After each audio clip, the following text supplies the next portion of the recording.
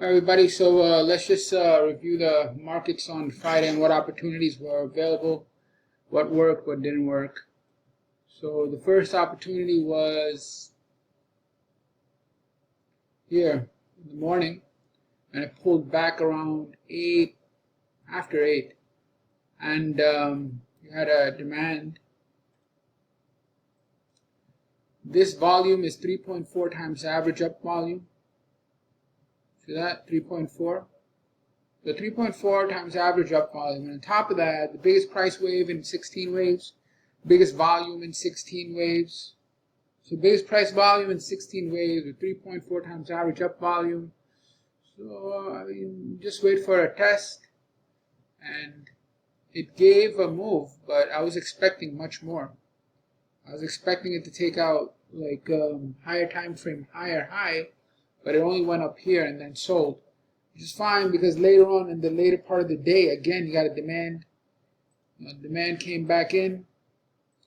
This time on 3.5 times average up volume. Right here, 3.5 times average up volume. And biggest up wave in 29 waves. So biggest up wave in 29 waves. Right there. And 3.5 times average up volume. The distance, I think, was 1.6 times average up distance. So it's above average, 60% above average, but the volume is what really was a lot, 3.5. So that's more than 3 times. This volume here, this green volume, is bigger than the other green volumes by a lot, and the biggest in 29 up waves. So it's nice, no brainer that this is something going on here.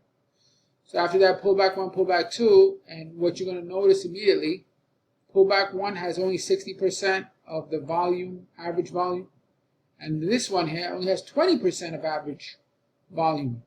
So 60% and 20% of average is less than average. It's only 60% average and it's only 20% average, means there's no selling. Selling is dried, relatively speaking. We have a lot more up volume than down volume. The 3.5 times average up volume and 60%, 0.6 and 0.2 versus 3.5. So what do you think is going to happen?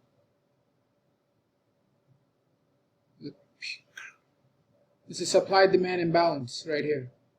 Demand strong, supply weak, price goes up. Same thing over here. This one was a little more trickier because the first pullback gave it away that it was weak, and the rest of them, if I had smaller waves, you would see smaller size. Over here they're all connected, so it seems like a lot, but it's not. Here the waves are very clear. Here there's too many bars in this wave. We should have broken it up into a down, up, down, up, down. And then right here is the reaccumulation. You could tell by the bars going sideways and then the pop. Anyway, so we're done with that, with the euro. Right? So that's the signal that was available in the euro. In the Bitcoin. Let's now move to the euro. Euro had a very nice trade. I don't know where it was, but somewhere over here, right there. Shit.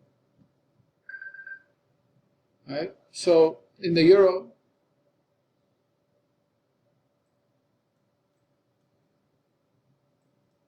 price was going down, down, down, down, and then right here. What do you have? Biggest up wave in 21 waves, biggest up volume in 21 volume. In 21 waves. Right? So biggest, let's get rid of this average line. I'll get rid of that average line later. Anyway, biggest price wave in 21 waves, biggest volume wave in 21 waves. Green, green, green, green, green, and biggest volume 2.1 times average up volume. So the first indication that you had that was buying activities right here, right there.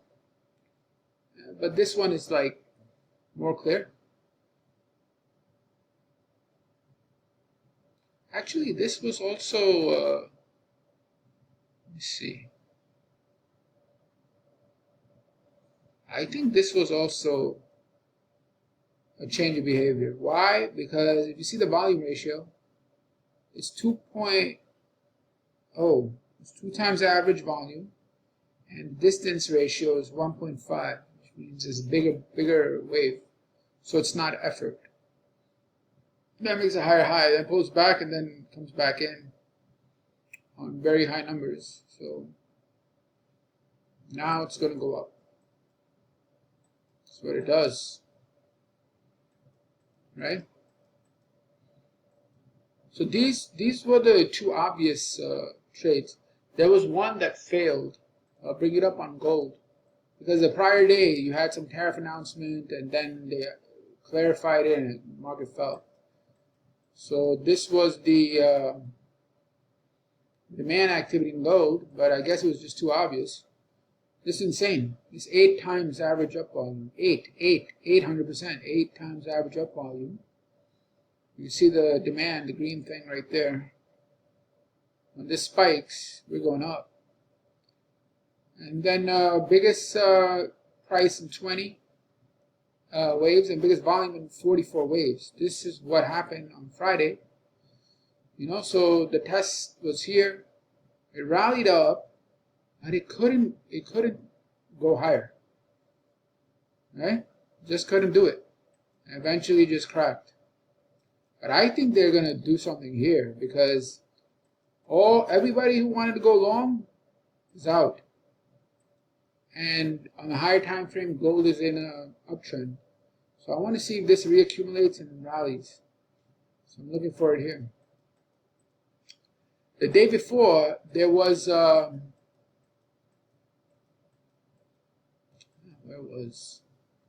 there were right here, maybe I think it was here. This is where it was detected that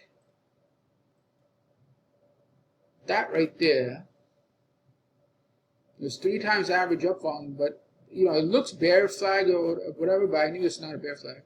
Why? Because it's bouncing off some level. I forgot where the level was, but it was a level and it was a lot of strong buying activity.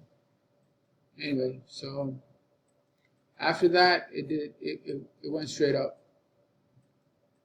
And then today, on Friday, the demand came in, pulled back to test, attempted rally, failed, came back down.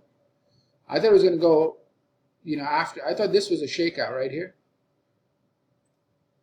See that? That low took out 1, 2, both of these lows.